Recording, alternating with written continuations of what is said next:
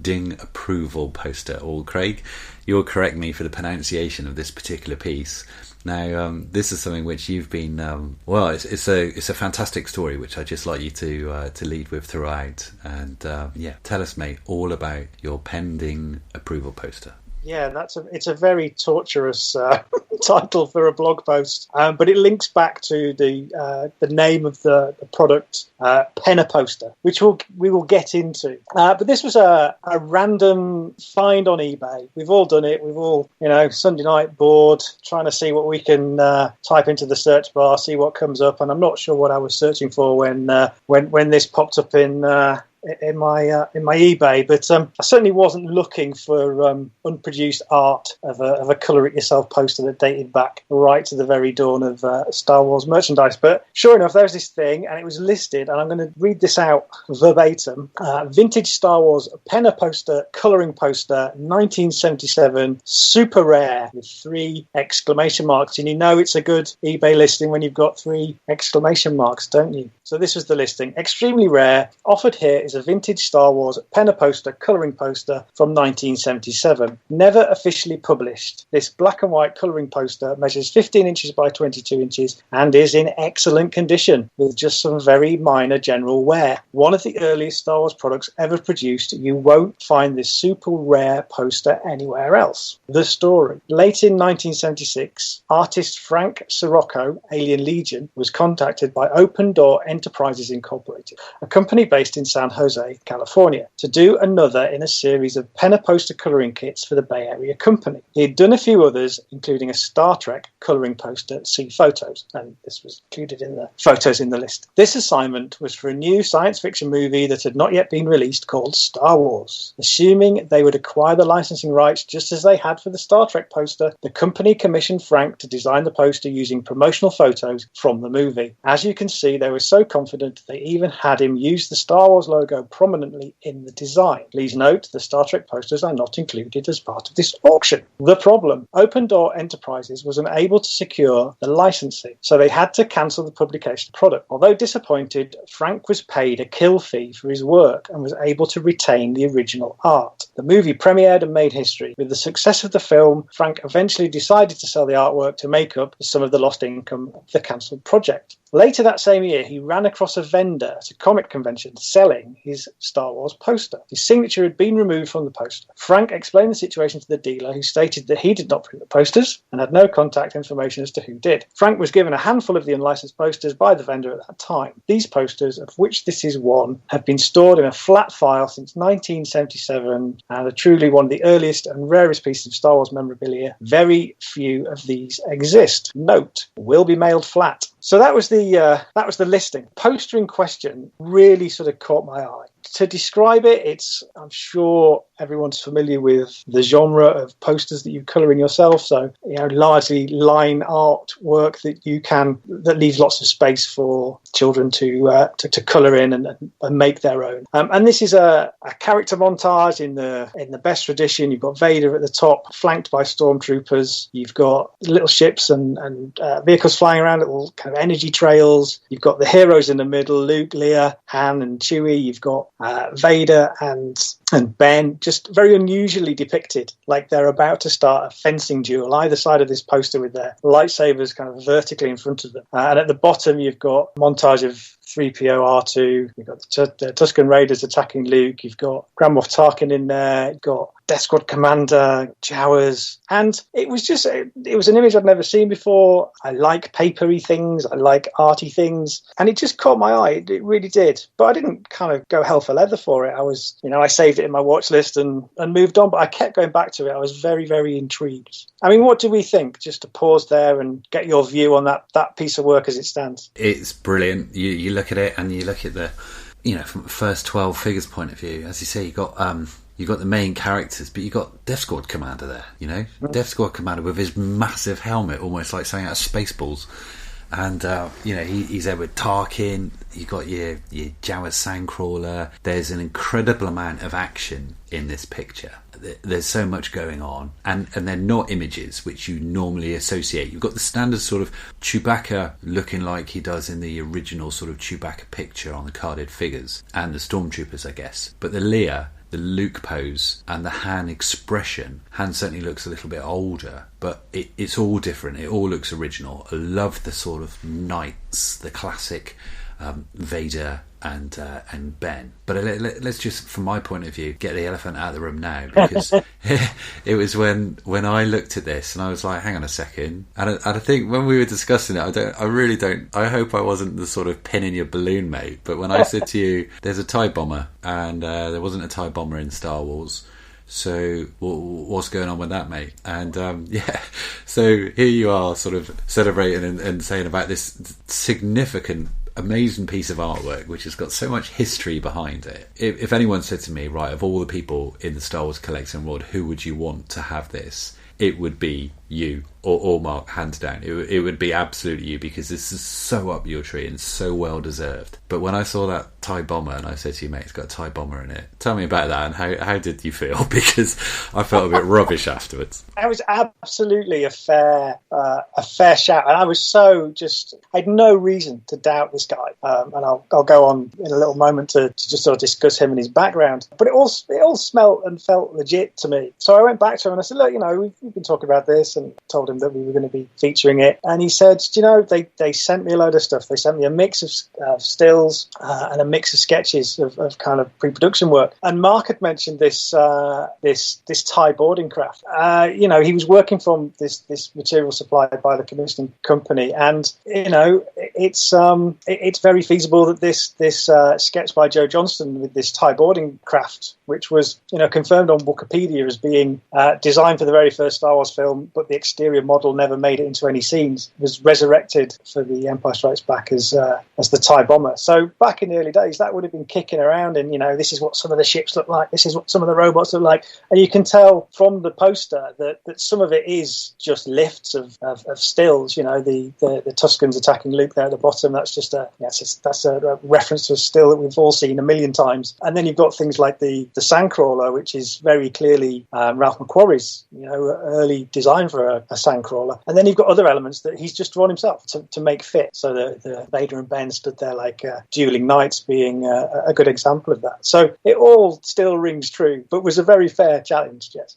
Well, yeah, certainly no love, no sort of, no hard feelings though, or anything like that. So that's all good. I mean, really interesting. There's two Bens in there. So you've got your very sort of still looking Ben, and then another one. So as you say, it's his interpretation of what he's taken from the movie. I love the fact that centrally above it you have Vader, like he's all sort of omnipresent almost, and he is overseeing everything.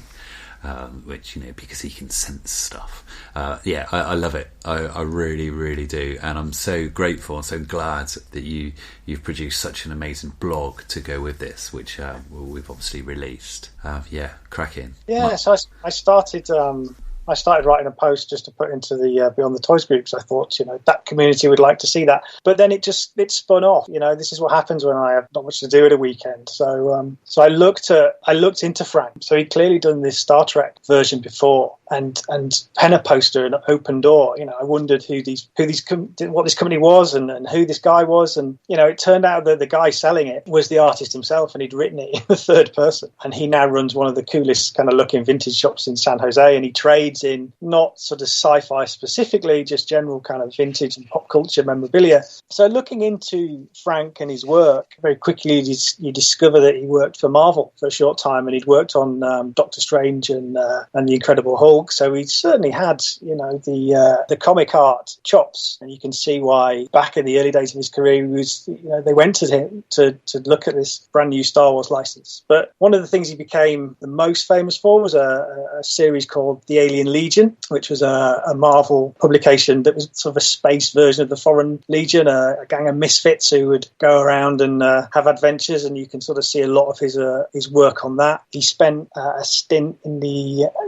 embryonic days of 3D work and computer games. He worked on the game version of Cadillacs and Dinosaurs, which is a title I remember from kind of the 90s. And interestingly, fun fact, he worked alongside a young programmer by the name of Elon Musk. He probably has some stories. You know, this comes from his beginning of his career when he was a jobbing illustrator. You know, I can imagine that it was quite a disappointment to him for this not to have gone ahead and not to be part of that whole kind of Star Wars world. But I featured in the blog post, if people want to take a look, something from a UK-based company called Talon, which didn't let the lack of having a license stop them from producing a very similar kind of colour-in set, which I purchased recently from Mark. Do you want to just talk us through that, Mark? Yeah, it was a piece that I got from a guy I've been buying bits and pieces of him for a long time now, and every now and again he'll sort of message me and say, I've got this, and he sent me a picture of that Talon art set. I had never seen anything like it before, and it's a typical sort of UK newsagents tap rack type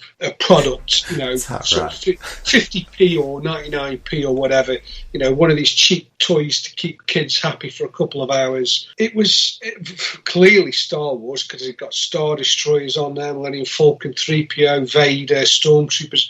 There was no hiding, and they didn't even sort of change it 15 or 20%. It was almost, you know, just complete lift of Star Wars designs.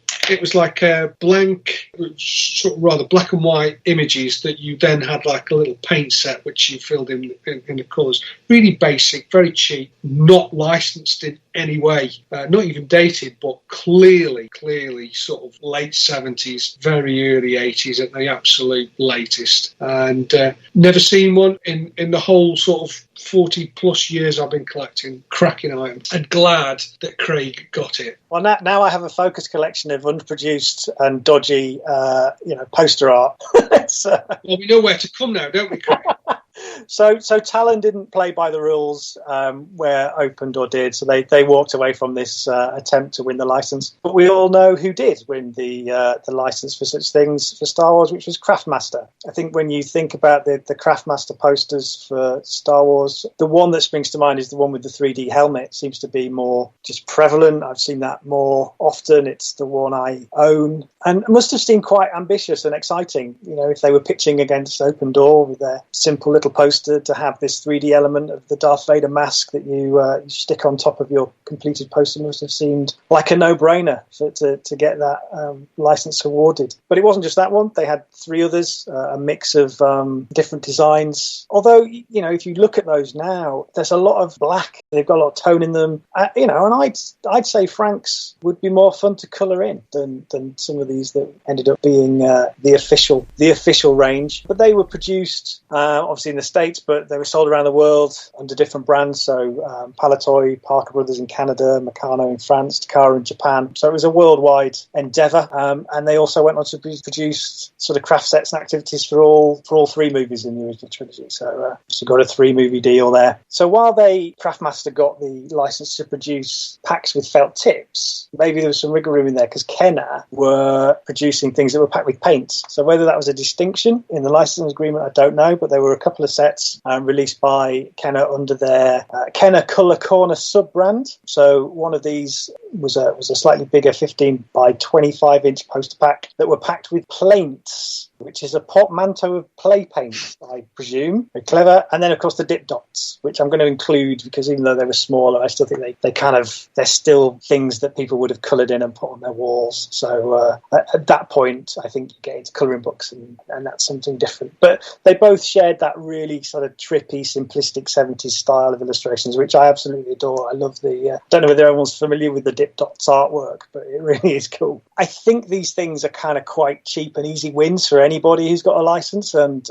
General Mills, who Kenner are obviously a part of, kind of seized the opportunity to pack posters into cereal boxes. So they had posters which were full colour on one side, but they had very, very similar kind of line work that kids would colour in and complete themselves on the reverse. And there's quite a lot when you start to dig into it, quite a lot of this material that tapped into that craze of the 70s. I remember doing these things all the time. They were everywhere in gift shops. You'd go to stately homes and places like that, museums, and they'd always have this poster tube with a few pens packed in, and it was a kind of nice, cheap, easy kind of souvenir you could take home. And, I always had one of these on the go. I don't know if anyone else kind of did this back in the day. I did, mate. I'm completely with you. I had these things all the time.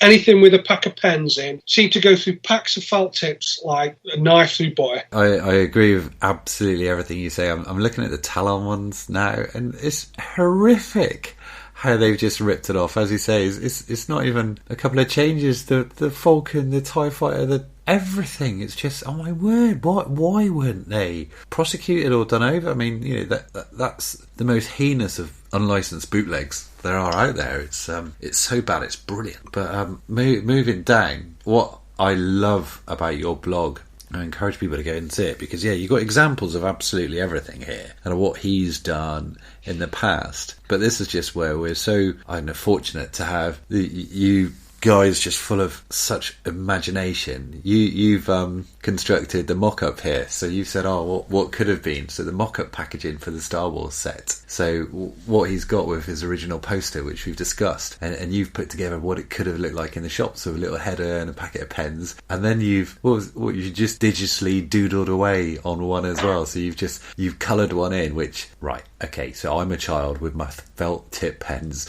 trying my hardest to keep in the lines, and that's why I'm not a designer. And you filled this out like it's some sort of book. It looks incredible. But then you roll down and see the one which has arrived, nice and flat, and you've got beautifully mounted and framed. And mate, that's awesome. I'm so delighted for you. I'm so pleased for you. It's a great story. It's a great tales, and it's a great blog. It's brilliant. Just on the blog, Craig, I did read it last night. What was the his reaction? Because you mentioned that he found that someone had been copying it at a convention, and when he was there, he spotted there was copies of the print there. Did he give any indication of that when you was conversing with him? Was he annoyed or just pleased to see it? I think I think he sort of took these as a sort of, look, you can have them, just don't kick up a fuss. We did have quite a few kind of exchanges, and obviously the mystery of the TIE bomber took a fair chunk of that. But he was keen to come on and chat, but he said he had that much going on at the moment with his shop and sort of personal stuff, that he said, look, just run with it, just tell the story, and just put some links at the end, because I've got a few more to sell. We need to have a chat. Mark's probably there going, we need to have a chat. Or no, Mark might have already had the chat. Mark, have you had the chat? Not yet, mate, no. It's crossed my mind. But you look at this, you can see from that framed picture, that's an old piece of paper. It's quite yellowed, and it's got the look of something. I mean, I've been through college, I've been through the early days of my career, and I've kept everything, and you shove these things away in a portfolio with a little stack of them. And Dan, you're not one who's a bit shy on doing some sort of group purchases, which turn out to be quite fortuitous for us, which we could have mentioned earlier on, because that was a result as well. All of his links are at the end of the blog if you want to give Frank a shout, see if he's got any left. Dan, me and Mark might have to have some sort of saving postage chat, because this could...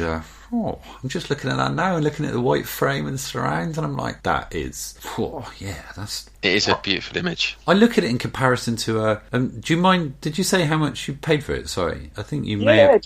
So it wasn't, it was reasonable. It was, I think I should design these blogs better. It was the postage that was the killer, wasn't it, I think, originally? Yeah. So it was on for buy now at $55, and then it had the global shipping price, which was more than the item itself. It's an unusual thing, we've all seen prototypes and produced things, toys, all the time, but for things like this, the quirkier, beyond the toy stuff, it's few and far between, so it was just nice to come across something that was a bit different.